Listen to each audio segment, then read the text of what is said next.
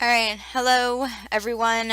Today for my presentation I'm going to be talking about polycentricity in the case of air pollution in Fairbanks. So this is the project that I'm doing for my big master's degree thesis. It's about the continual non-attainment status of fine particulate pollution in Fairbanks and why this problem has had such a problem with being solved. So even though that this issue seems to be really well known and people know it's a problem, there's a lot of local resistance to fixing it over the years.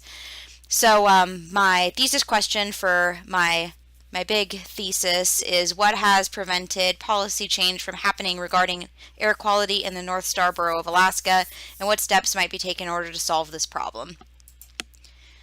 Okay, so for the purposes of this paper, I'm looking at the theory of polycentricity and how it relates to this case. So for the paper that we wrote for class, my thesis for that paper is, can the theory of polycentricity explain the lack of progress in fixing the pervasive air quality issue in Fairbanks? Okay, so I'm going to do an introduction on what the problem is and a brief overview. I know we already talked about this in class one week, but this is good for everyone to remember. So the pollution is primarily caused by burning wood in the Fairbanks area, because burning wood releases smoke into the air that contains black carbon and other pollutants. And the inversion that we have in the area worsens the problem because cold air gets trapped closer to the ground with a layer of warm air above it, so that makes it so pollution can't rise naturally and leave the area. It's trapped down close to us where we can have to breathe it. So it's a problem because it negatively impacts the health of local residences, and it also contributes to global climate change. So talking briefly about that, so high levels of air pollution creates health problems like allergies, respiratory disease, and cardiovascular disease.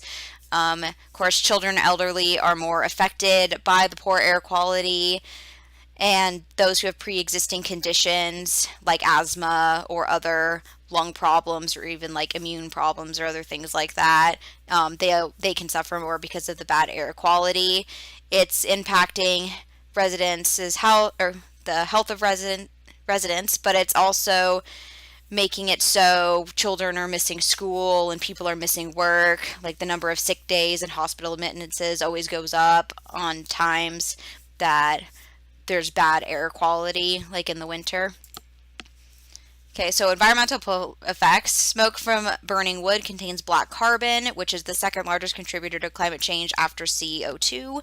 So this is especially a problem in Arctic areas because people burn wood more to keep warm, and also because of how the black carbon interacts with the snow. When black carbon is released into the air, it goes up and then it eventually settles down on the white snow, which causes more heat to absorb into the earth because it's a dark surface instead of a light surface, which normally reflects the heat back out into the atmosphere. So it increases the problem of global warming and climate change. Okay, so back to Fairbanks. So the Fairbanks North Star Borough non-attainment area is an area that stretches like all of Fairbanks City and North Pole, but also up to like maybe Fox and Esther and that area. So it's a non-attainment area because of fine particulate pollution, which is also called PM 2.5, which is usually caused by smoke and haze. This fits into the discovery that it's mostly wood smoke that's causing these problems in the Fairbanks area. They did a study in 2011. You could see in the corner or in the side here that wood smoke was the main culprit to the air pollution. So it got declared a non-attainment area because it surpasses the acceptable level of air pollution determined by National Ambient Air Quality Standards, which are federal standards administered by the EPA. NOx measure for carbon monoxide, lead, nitrogen dioxide, ozone, particulate pollution, and sulfur dioxide. And Fairbanks has some of the worst particulate pollution, especially short-term particulate pollution in the country. I believe the area was the 5th worst for short-term pollution in the nation and like the 7th worst for long-term pollution. Okay, this is a map of the non-attainment area. So you can just kind of visualize what I just said about where it encompasses. Okay, so now we're moving on to the theory of polycentricity. So polycentricity is a system of governments that each have some jurisdiction over how things are governed at each level, and they all work together at different scales in order to create and implement policies. So this is kind of a complex way of just saying that different levels of government work with each other. Like the state level of government, the state of Alaska works with the local government, the borough, which works with other local governments like the city of Fairbanks, and also works at the federal level. So it's just different levels of government all interacting with each other and working together in order to solve policy problems. The next point says it also can be two different government departments at the same level working together. So like just, yeah, two different departments in the state or two different departments at federal level, like crossing their department lines to work together to solve problems. So that's also what it refers to. For the purposes of this paper, I'm mostly talking about the scaled effect, like how different scales of government, notably local, state, and federal, work together to solve or not solve, in this case, a problem. So polycentricity is commonly thought to be beneficial when it comes to things like building resilience, encouraging experimentation, fostering learning, encouraging participation, help groups be better linked, and correcting and reducing frequency of mistakes made by government institutions. It's believed to be well suited to address collective action problems, and it also emphasizes local government's ability to consider indigenous and local knowledge, which is why it's thought to be well suited to address collective action problems, because who knows better what a local community is experiencing than the community itself. Okay, so as part of my paper, I also went over a timeline of what happened. This is a very simplified version of that timeline to see the highlights of what has happened since the Fairbanks area was declared a non-attainment zone in 2008. So, yeah, like I said, 2008 that happened. There was an argument at first. I think the speakers in class that one day who were talking about the air quality problem were saying this, that at first they had to carve out a little section of the borough in order to declare the non-attainment zone, because usually entire counties are declared, but that would unleash a whole new, problems for Fairbanks, because our borough was huge compared to most counties, so they had to carve it away, so it's only this small section which is being affected that's getting the regulations and other designations on it. So, declared in 2008. In 2009, the local government started to try to fix the problem right away, but and they even, I think, managed to pass a ballot that would start to address the problem and start to fix it, as they were being told by the EPA they had to do.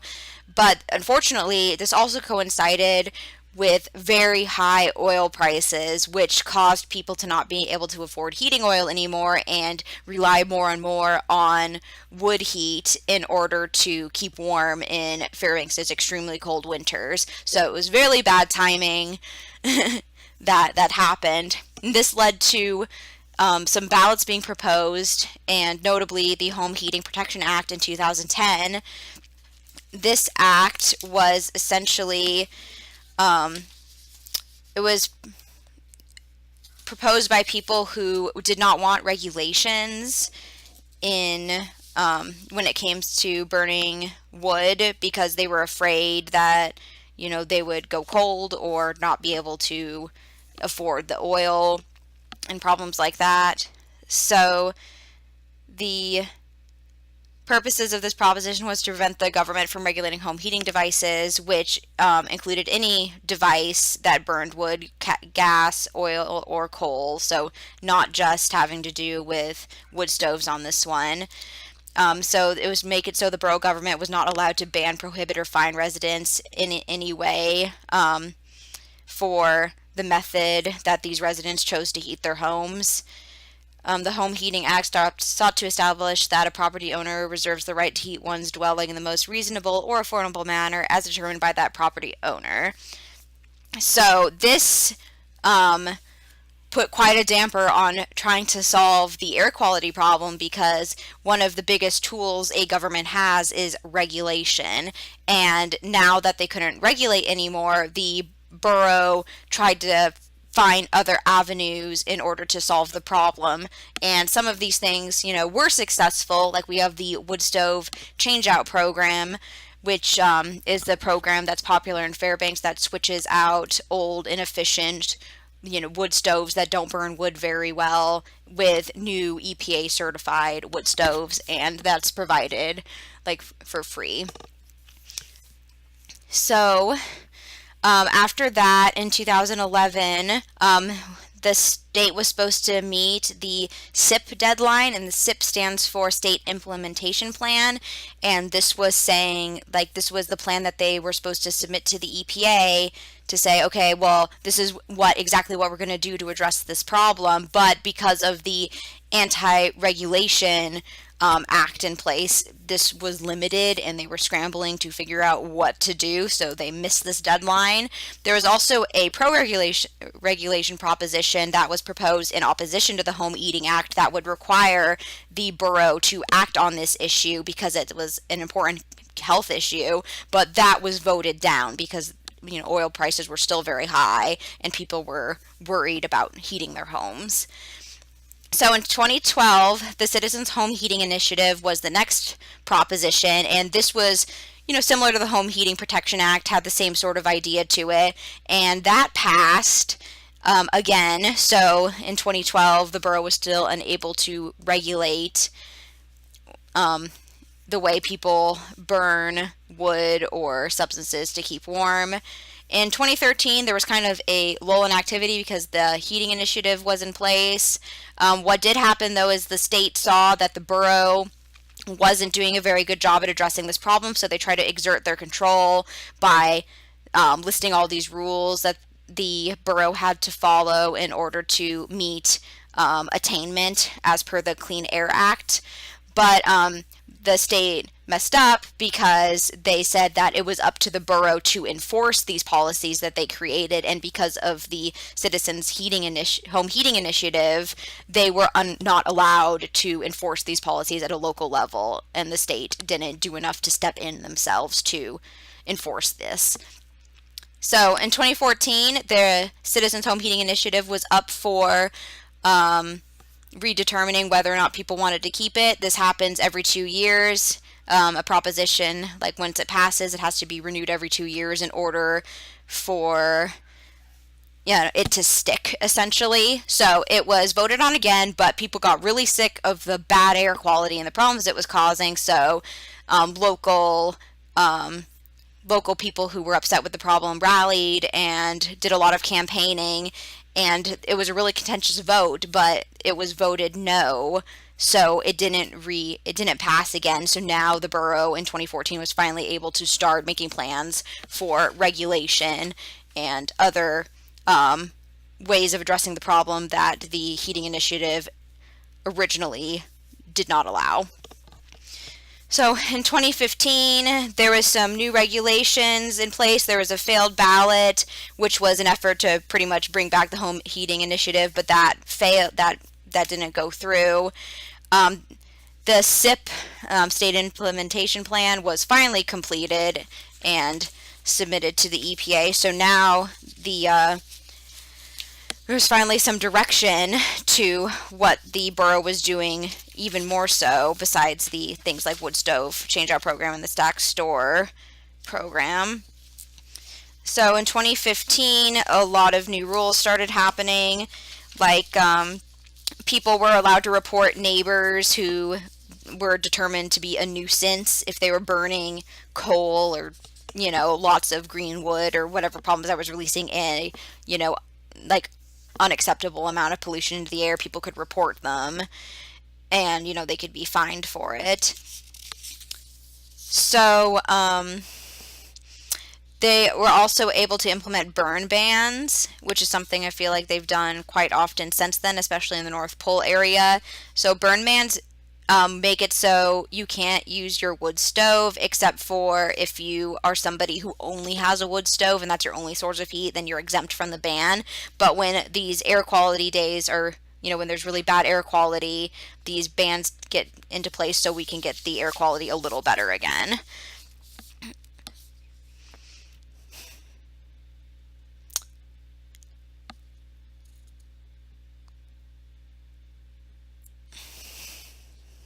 Okay, and I think that's mostly it for 2015. In 2016, there was a ban proposed on hydronic heaters. This was once again really contentious, but it did eventually go through. And later that year, a lot of devices were removed from homes. I believe, yeah, 23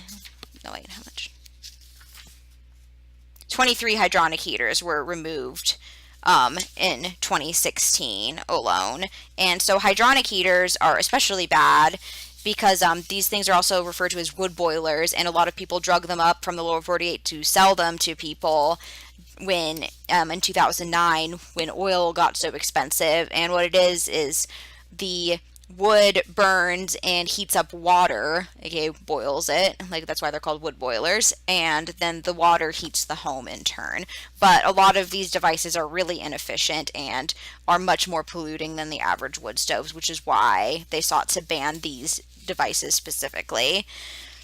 The EPA was also sued for not taking enough action. This also happened in 2014, just like they didn't act enough when Fairbanks continued to not make deadlines and to not solve the problem. And so local environmental groups and national as well, like the Sierra Club and Alaska Community Action on Toxins and those sorts of groups, sued them in order to, so people would, so to try to get the EPA to take action is what I'm trying to say.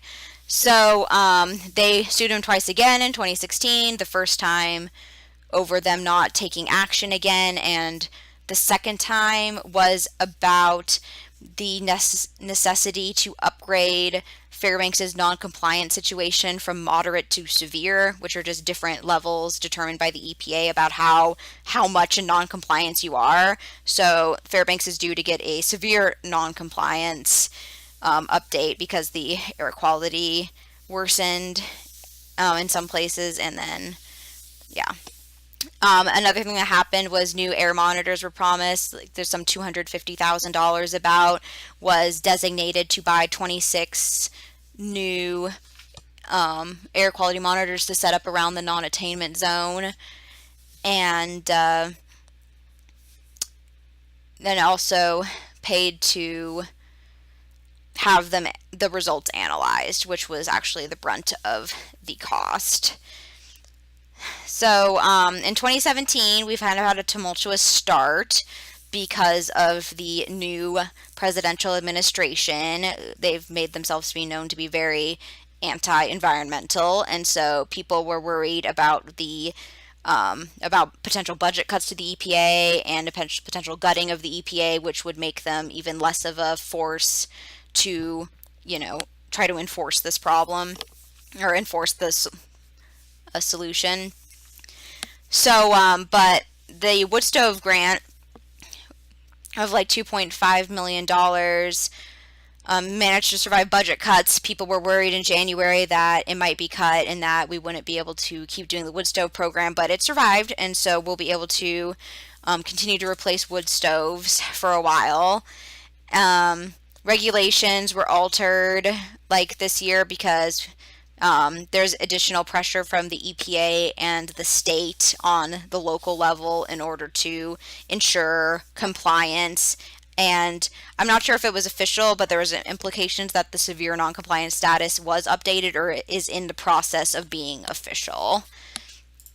Okay, so that was kind of the basic timeline. So as you can see, this has been a really contentious issue with people on one side saying like, no, we shouldn't have regulations because we need to keep warm, and the government has no place in telling us what to burn and when to burn it.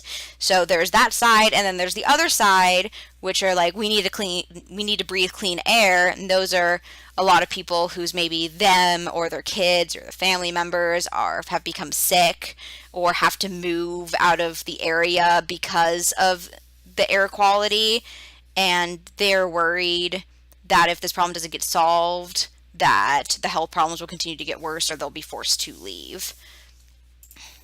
Okay, so case analysis. So I feel like this case is an example of the potential for failure within polycentric systems. A lot of the benefits that have been associated with polycentric systems have not held up in this case. Different levels in the system making up for the shortcomings of others is usually a benefit that is listed. That hasn't happened. Every level has continued to fail. The EPA had to be sued several times at the federal level because they wouldn't enforce their policies enough. The state failed because even though they tried to swoop in and give regulations and make laws in order to help the issue, they left the enforcement up to the borough and their hands were tied. And then, of course, the borough level, the community rallied against regulations and they were unable to address this problem. So all levels failed in this case. Another issue is local knowledge. It's usually thought local knowledge is really helpful. A really helpful part of polycentric systems that gets taken into account in order to solve problems. And this has failed as well because a lot of people are straight up in denial about the problem, like, oh, I've been using wood stoves all my life and I'm fine, or whatever, they're thinking. And, or like just not caring enough about the problem. They're like, oh yeah, the wood's bad or the air is bad, but that's just life, and they just move on, and they're not caring enough about the air quality problem. Another benefits usually associated with polycentricity is community cooperation. We can see from the timeline that hasn't exactly been the case. There's been a lot of fighting, there's been a lot of contention, a lot of pitting people, one group against the other, and the community hasn't done very well in cooperating to solve this issue. It's also thought to be well suited for addressing collective action and common pool resource issues, and this air is a common pool resource, and this is a collective action problem, and it hasn't helped for solving it this time. Another specific thing that has been bad is scale shopping, and so this means that this could be a good thing because this can mean that when people are unhappy with their what their local government is doing about the problem, or what they're unhappy with what the federal level is doing about the problem, they can reach out to other levels like state and local or whatever in order to help solve the issue.